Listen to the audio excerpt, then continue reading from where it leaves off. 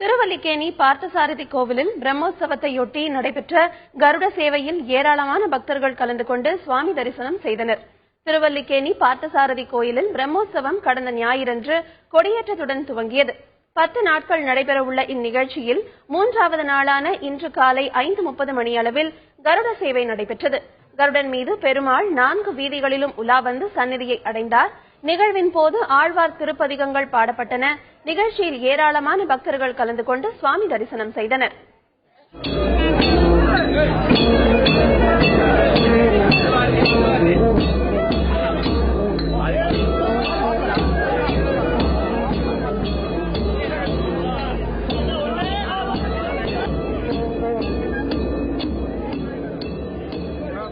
நடைபெறுகின்ற பிரம்மோற்சவத்திலே இன்றைய தினம் 3ஆம் நாள் காலை பெருமாளுக்கு கருட வாகனம் நடைபெறுகிறது. கருட வாகனம் என்பது விஷ்ணு கோவில்களிலே மிகவும் சிறப்பு வாய்ந்தது.